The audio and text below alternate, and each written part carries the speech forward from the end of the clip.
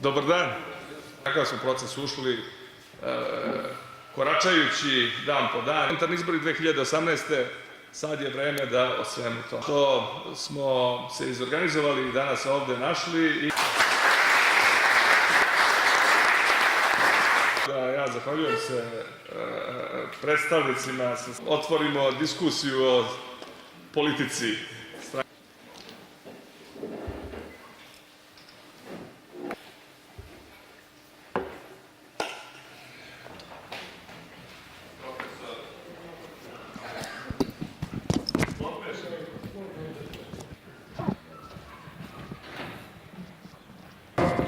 Ja sam Ivan Šepić, dolazim iz Niša.